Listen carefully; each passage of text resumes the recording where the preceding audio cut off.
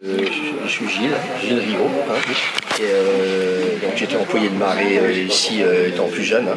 Je suis même diplômé, j'ai un diplôme d'employé de marée qu'on faisait à l'époque, hein, dans les années 70, pour apprendre à faire des filets, tout ça déjà. Et donc j'avais été embauché ici, j'étais employé de marée pendant quelques années. J'avais quitté pour aller.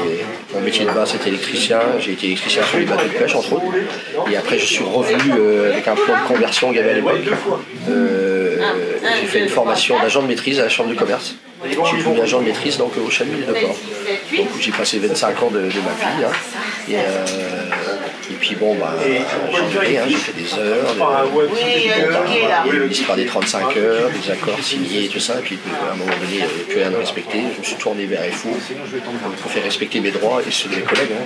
Donc j'étais représentant du personnel. Hein. J'ai été 20 ans délégué personnel et délégué syndical dans l'entreprise. Donc c'est pas rien, hein. J'étais élu hein, quand même délégué personnel. Et donc aujourd'hui, je suis là pour dire on a gagné quand notre procès au prud'homme. On a réussi à ce qu'on respecte nos droits, qu'on nous rende ce qu'on nous donne. Photo. Donc Christian Cadlot. Donc moi je m'occupe des dossiers juridiques au sein du monde départemental. Je suis avec Gilles Rio, ancien salarié du chalut des Deux-Ports, c'est ça, hein, tu étais agent de maîtrise sur une chaîne de fil poisson. Ouais. Et en fait on s'est rencontrés il y a quelques années puisque tu es venu vers nous. Puisque il y avait un problème d'application sur les 35 heures, notamment sur le temps d'habillage, les temps de pause, etc. Il y avait des choses qui allaient pas trop bien du tout. On a essayé de négocier avec l'employeur. Moi j'ai été assisté Pierre qui était délégué avec toi pour négocier ou renouveler ou revoir cet accord des 35 heures et puis bah, ça s'est pas très bien passé avec l'employeur du tout. Non. Tu nous racontes un peu là comment ça s'est passé? De toute façon c'était clair, hein.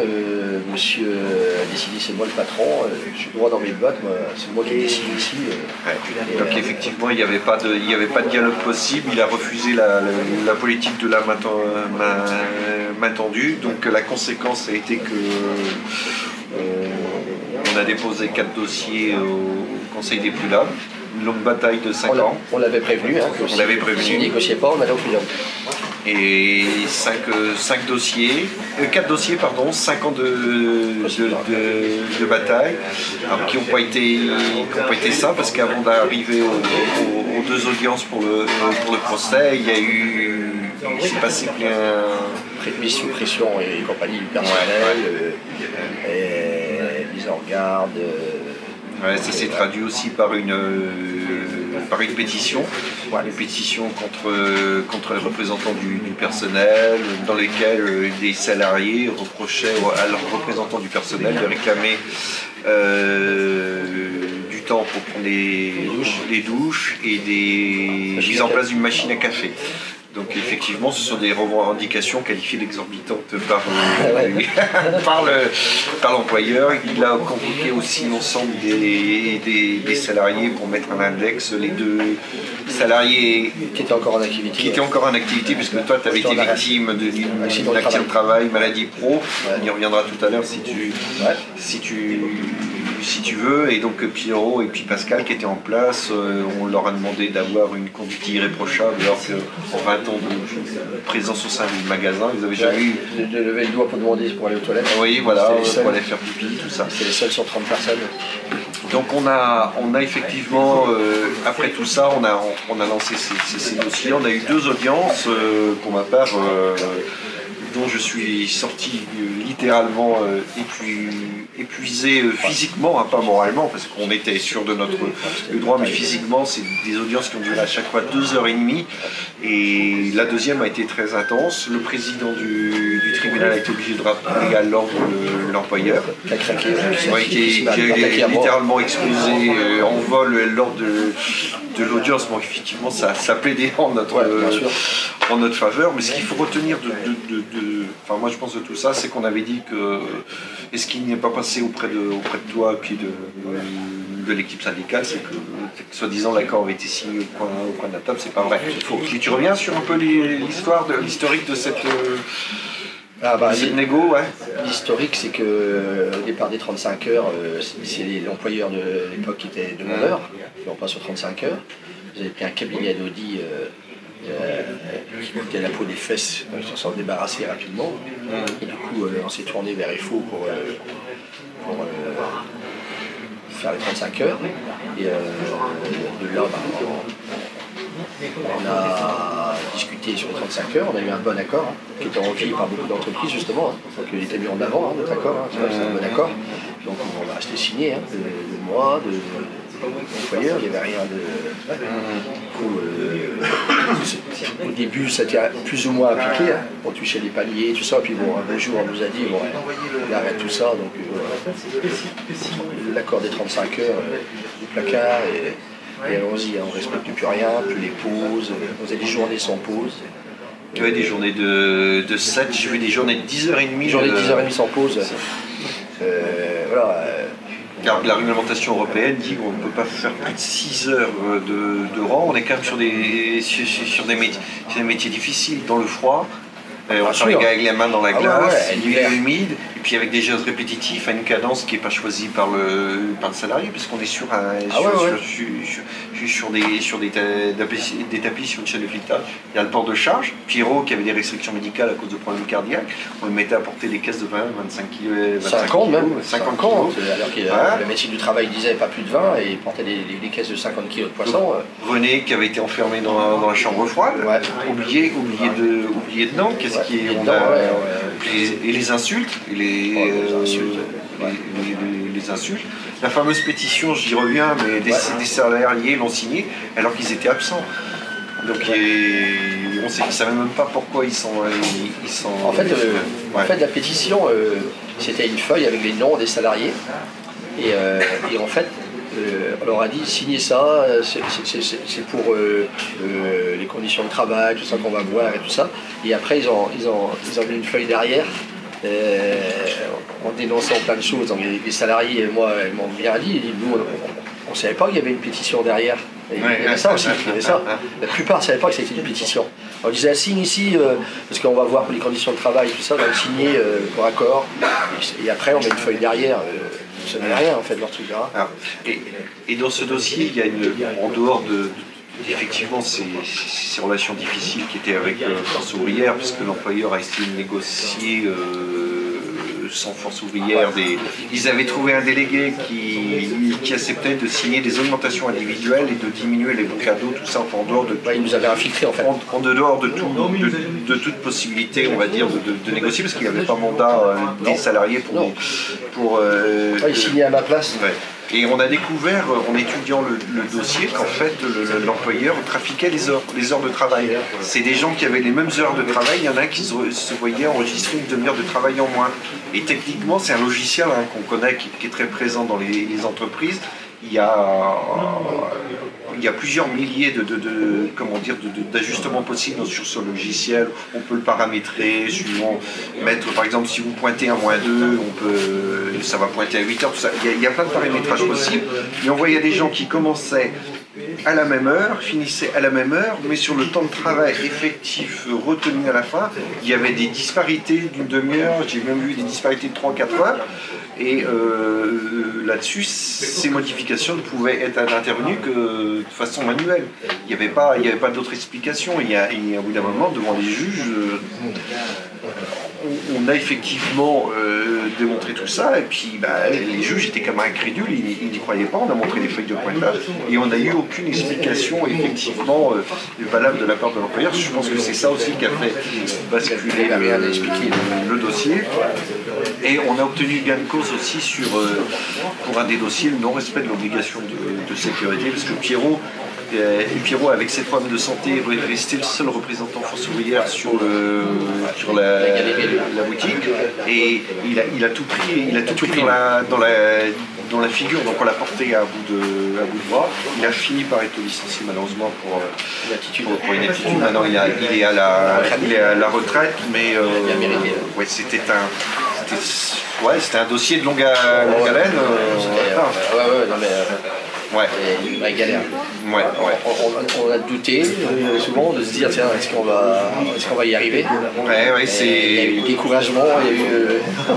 Non, et puis le jour où il a fallu faire l'audience, on y a été, on n'a pas dérogé nous à notre ligne de conduite, on a refusé l'invective, l'insulte et tout. Ce qui n'a pas été le cas de la partie adverse, hein, parce que Gilles a des origines corses, on l'a accusé de vouloir faire une vente d'État. Voilà, on a même vu l'employeur lors de l'audience interpeller au cours de l'audience Gilles en disant mais regardez-moi droit dans les yeux, monsieur Rio, dites que je mens. Et donc il y a eu un rappel à l'ordre, ils ont fondu en larmes, les employeurs, tout ça, mais pendant ce temps-là, c'est quand même les salariés qui en ont bavé, ils ont dressé quand même la plupart des salariés contre notre équipe syndicale, et finalement ils ont tous obtenu entre 6 et 15 000 euros de chacun dans le dossier. On avait estimé, nous, que l'employeur faisait à peu près une économie de 30 à 40 000 euros chaque année en grignotant les temps de travail et en ne respectant pas ses propres accords, et cet argent il a servi à quoi? Au développement de l'entreprise. Est-ce qu'il y a eu des monts de charge? Non. Est-ce qu'il y a eu des améliorations de production? Par contre, oui, il y avait des gros 4x4 devant le cachet. Voilà, il n'y avait pas d'augmentation de salaire. On est sur des boulots peu rémunérés. Des conditions de travail difficiles, après les employeurs sont pas. La plupart, de toute façon, 90% des gens ici, ils commencent au SMIC et 40 ans après, ils sont sur au SMIC. Ils se retrouvent après en retraite à 800 euros par mois, 800 ou 900.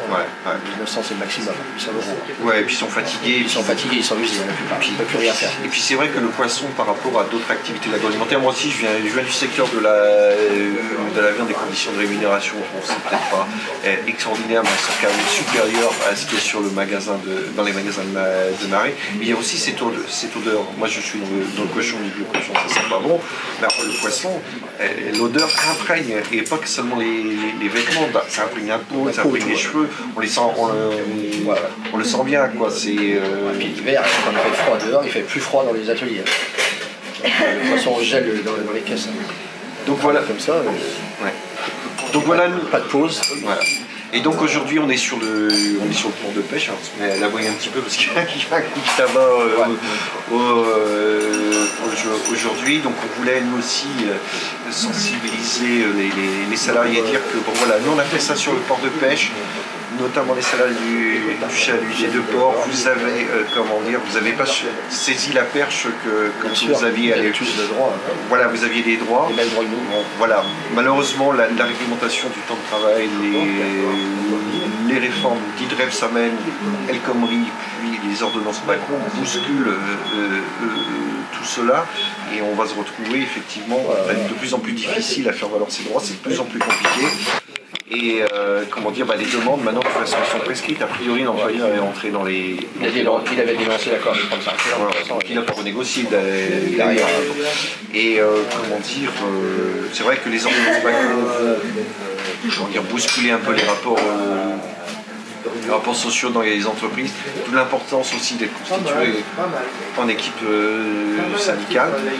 Et puis on voulait mettre aussi en avant le travail que fait Force ouvrière, la FGTA sur sur la défense des salariés dans les prud'hommes, et apporter notre soutien à cette forme de justice, les prud'hommes qui est mise à mal par les différents gouvernements successifs, en rendant la procédure plus difficile, en ne donnant pas les moyens au Conseil des prud'hommes. À Vannes, un seul greffier, c'est pas possible. On se retrouve avec des décisions de justice prononcées, admettons, au mois de décembre, et on va voir la notification au mois de juin, alors que le salarié salariés à gagner. Donc il faut soutenir cette forme de justice et on voulait montrer tout ça ce matin à travers cette action de communication. Il n'y a pas eu d'action de blocage, on a toutes les personnes qu'on a vues en formation et dire ce qui s'est passé chez lui. Les gens le sachent quand même qu'un employeur là, qui est un gros employeur, un des plus gros employeurs d'ici, dire qu'il ne respecte rien. Quoi. Après, on le voit dans le journal dire qu'il n'arrive pas à recruter, qu'ils veulent former le personnel, là, faire des camps de formation. Mais que les gens sachent, c'est pas le tout de savoir couper les poissons, mais si on ne respecte pas leurs droits, on est mieux de dire ça. Quoi. Donc, surtout ça, moi je voulais que les gens sachent qu'ils ne respectent pas les droits des salariés. Voilà. Je suis personne ne le savait, hein. On est plus là pour ça. Gilles, on était sur le port de pêche ce matin en tant qu'ancien salarié des magasins de marée. On fait suite à la victoire qu'on a eue au Conseil des prud'hommes pour les 4 dossiers qu'on a défendus dans ta boutique. Le dossier portait sur effectivement le respect par l'employeur des accords sur le temps de travail, le paiement des temps de cause, des paniers repas. Bon, après une longue bataille de 5 ans, on a obtenu gain de cause. Là. Et puis bon, c'était l'occasion aussi de dire aux salariés que vous avez des droits dans un contexte où la réglementation évolue beaucoup. On a eu notamment les lois El Khomri, il y a les ordonnances Macron qui vont bousculer les rapports sociaux dans les entreprises, la façon de dialoguer dans les entreprises ne va pas être les mêmes. Alors, bien entendu, dans un secteur d'activité où un employeur s'est littéralement assis sur ses propres engagements, comprenez tout l'intérêt de se constituer en syndicat ou d'être représenté par une organisation syndicale qui tient la route. Et puis, à travers cela, c'est démontrer aussi, nous, notre action auprès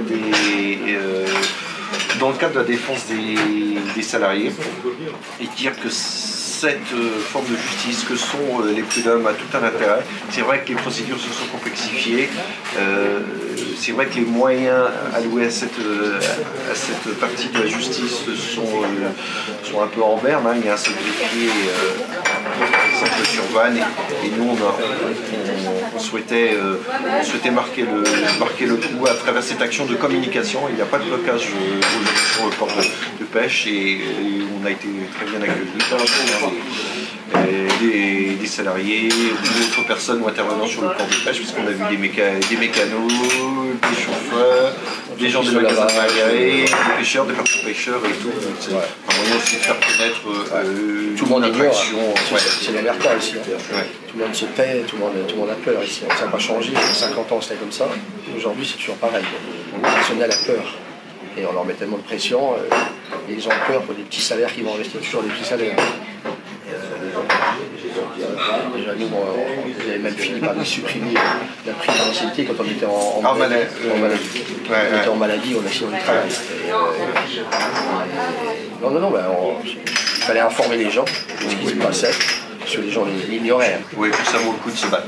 Ouais, ça vaut le coup de se battre, la preuve, il faut être là pour défendre les salariés, il faut qu'ils sachent qu'il y a un syndicat qui est là pour eux, et puis qu'on a été 4 à gagner, faire respecter nos droits. Le droit, respect de nos droits, c'est tout. Hein. On n'a rien demandé de plus.